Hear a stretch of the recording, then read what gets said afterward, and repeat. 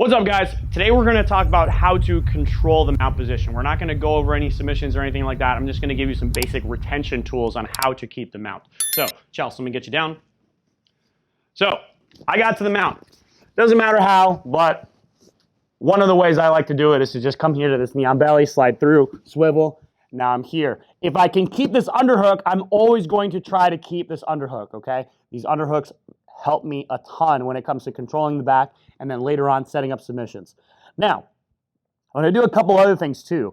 I like to cross my feet underneath her butt, just like this, and I like to pinch my knees in. So this is a technique that I learned from watching a video of Khabib doing it. So you guys all know who he is, obviously. Arguably the best MMA grappler ever, okay? And what strikes me about his game isn't really his ability to take people down. It's his ability to control people and not let them get back up once he has taken them down. So you've had people with really great takedowns come into MMA, and they can take people down, but they're not able to maintain continuous dominant control over them, and then they escape. With Khabib, that did not happen. He was able to control everybody once he got them to the ground. And I think that's an incredible skill set. And what he did when he was in the mount is he would pinch his knees. And he would actively pinch his knees the entire time that he was in these top positions because it limits the movement of my opponent's hips. It keeps me tighter to them, wears them down, and it makes it much harder for them to escape, okay? So combine this with my underhook and my head control. Now, with my head control, I like using shoulder pressure. I like driving my shoulder down up into their head, just like this, to turn them, okay? Why do I do that? Well, when I do this, now she can't bridge in this direction. Can you try bridging in that way? No, because she can't turn her head in that direction. She can bridge this way, though, but it's very easy to keep this position because I have this underhook, and even if I'm hugging here and she bridges this way, okay, I can post with my head if I have to and then come back. So here I've got a great position to start walking this up and getting an arm triangle or coming up for my arm bar like this, lifting the head and coming up for my arm bar. We'll go over that in a later video. But for right now, just the control, okay? What you can do with your partner is you can try pinching your knees like this and then having them try to bridge and escape. Go ahead. Elbow escape too. Oh, yeah, go for your elbow escape. Yeah, see, I'm keeping my knees pinched tight and controlling your hips this way. Keep going, a few more seconds, So I'm using my hands to base, and I'm using my knees to pinch in and control their hips, okay? So that's one drill that you guys can do to make sure you stay nice and tight. I've also seen other people do this technique, not just in the mount, but also in turtle and other dominant positions where they can get that pinch control, get that adductor squeeze to control their opponent. Now, once you've gotten good at that drill, start walking the underhooks up, okay?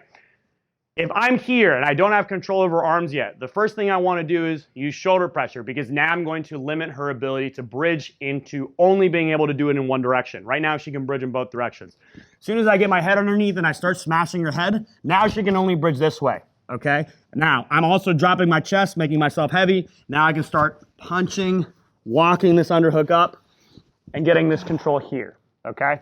Once I'm here, I've got pretty good control, okay? I've got pretty good control here. I'm gonna keep smashing my shoulder down, keep my chest heavy.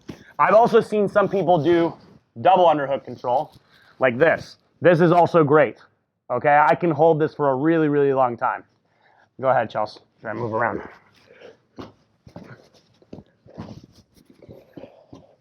Yeah, it's very, very difficult to get out from here, okay? So, this is the order. Okay, this is the order of control you want to use when you're in the mount and you're trying to maintain control of the position. Pinch and control the hips with your legs, adductor squeeze. Hook your feet under their butt. Limit their ability to bridge, turn, do their elbow escape. Then, shoulder pressure. Smash your shoulder down, smash your chest down, turn their head in one direction and prevent them from bridging to both sides. Then, start working for your underhook control, and after that, you can start going for your submissions. Now, I will mention one other thing. If my opponent starts getting an advantage in terms of their ability to escape, I do not need to fight to the death for this mount position, okay? One concept that you want to remember when you're on top is you want to be able to float between the various dominant positions. If I'm losing the mount, I'm going to tactically retreat and go to a different dominant position. I'm not going to stay here and fight to the death and then eventually lose the position and either end up in top guard or bottom guard, okay? So if she starts her elbow escape, for instance, and she starts making good progress, okay, I can swivel and I can come here or here. And then guess what? I can just go back to the mount later, rather than trying to hold on and fight to the death when she's already got a good advantage in her escape. So here's the concepts again. Pinch your knees together, adductor squeeze, shoulder pressure, underhooks, okay? One or both. Also, make sure your chest is heavy when you do all of that. So adductor squeeze, shoulder pressure, underhook control. If my opponent starts getting an advantageous escape, also don't be afraid to tactically retreat. Go ahead, do anything. See, I waited a little bit too long. So now I'm going to have to play here. But had I go back, before she hooked that foot, had I swiveled, okay, now I can stay here, or I can go here, or I can go here. And I'm still in a dominant position, and she did not have the ability to initiate her escape. Yes, I know I can truck roll here too, okay? But the idea is I don't want to just stay and fight to the death while she continues to improve her bottom position until she eventually gets back to neutral. I want to make sure I always stay on top and I don't regress back to the stage of having to pass her guard.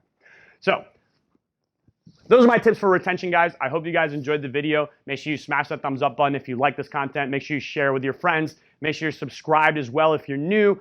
Thanks a lot for watching. Make sure you guys also check out the Rumble channel. We'll see you next time.